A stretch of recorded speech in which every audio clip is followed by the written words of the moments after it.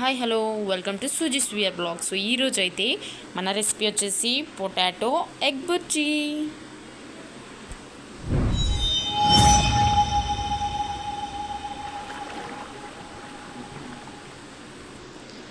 So ఈ potato egg bhurji చాలా టేస్టీగా ఉంటుంది. మీరు కూడా ఈ రెసిపీ అనేది ట్రై చేయండి. ఫస్ట్ దానికి కావాల్సినవి నేను ఇక్కడ బంగాళదుంపలు, ఉల్లిపాయలు అండ్ పచ్చిమిర్చి ముక్కలుగా కట్ చేసేసుకొని పక్కన పెట్టేసుకున్నాను. చిన్న చిన్న ముక్కలుగా కట్ చేసేసుకొని నెక్స్ట్ స్టవ్ ఆన్ చేసుకుందాం.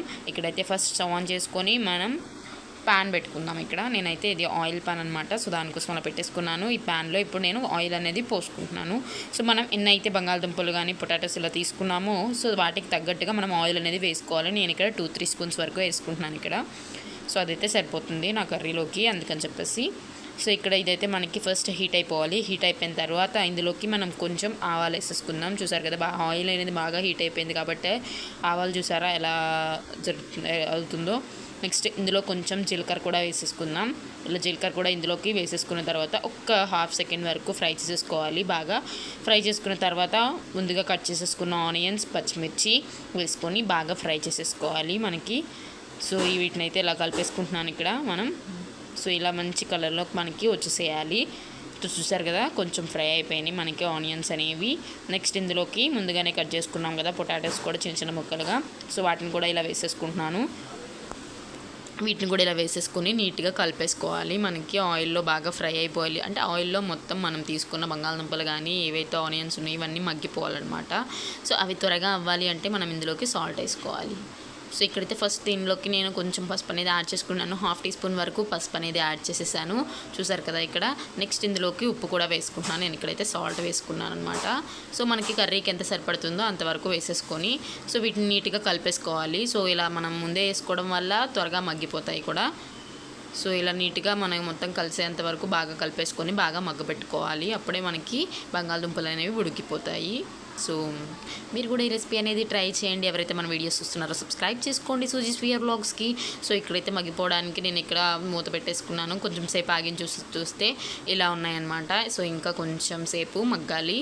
సో అలా మనము ఒక 2-3 టైమ్స్ అలా తిప్పుకున్నా ఉంటే అడుగంటకుండా ఉంటుంది. సో అందుకని చెప్పేసి సో ఇక్కడైతే ఫైనల్గా మనకి బాగా ఫ్రై అయిపోయినాయి పొటాటోస్ అండ్ ఆనియన్స్ కూడా మనకి ఏమాత్రం కనిపించట్లేదు కదా. సో చూసారు కదా ఇలా మనం నీట్గా ఫ్రై చేసేసుకోవాలి ఇవి. సో ఇలా నీట్గా ఫ్రై చేసేసుకున్న తర్వాత మనం అది ఉడికిందో లేదో కూడా చెక్ చేసుకోవాలి గెరటితో. ఇలా అంటే మనకి అలా చితికిపోతుంది కాబట్టి బాగా ఫ్రై అయిపోయినట్టు. సో బంగాళదుంప ఇప్పుడు బాగా ఫ్రై అయితే మనకి కర్రీ అనేది చాలా బాగుంటుంది.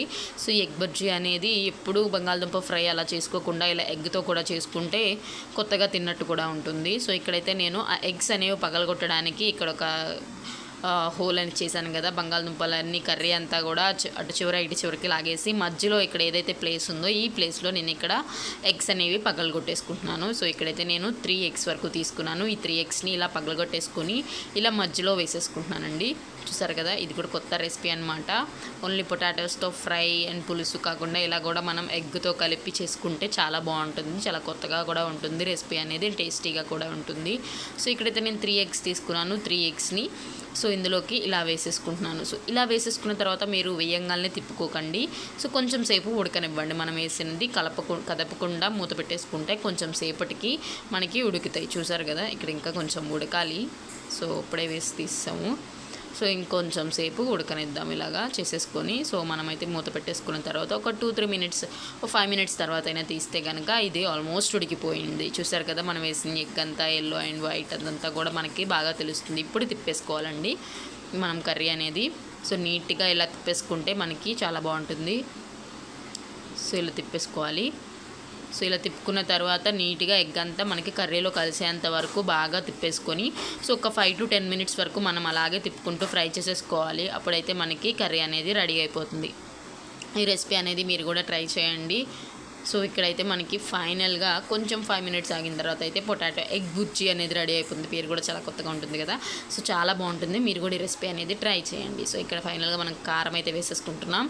సో నేను పసుపు ఉప్పు వేసేసాను కాబట్టి ముందే ఇప్పుడే కారం కూడా వేసేసుకుంటున్నాను. సో కారం తగినంత వేసేసుకొని సో దీన్ని కూడా మనం నీట్గా తిప్పుకోవాలి. నెక్స్ట్ మనం ఇందులోకి కొంచెం గరం మసాలా కొంచెం ధనియాల పొడి కూడా వేసేసుకుంటున్నాను. సో టేస్ట్ అనేది చాలా బాగుంటుంది మనకి ఫ్రై కాబట్టి.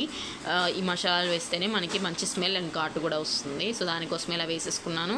సో ఇలా వేసుకున్న తర్వాత కూడా ఇలా నీట్గా కలిపేసుకోండి కర్రీ అనేది. సో కలుపుకున్న తర్వాత కారం పచ్చివాసన పోయేంత వరకు మనం ఉడికిచ్చేసుకోవాలి. అలా ఉడికింది అంటే మనకి కర్రీ అనేది రెడీ అయిపోతుంది. చూసారు కదా చాలా కలర్ఫుల్గా ఉంది. మనం వేసిన ఆయిల్ కూడా పైకి తేలుతుంది అంటే సో ఇలా ఇది బాగా ఫ్రై అయిపోయింది. సో మీరు కూడా ఈ రెసిపీ అనేది ట్రై చేయండి.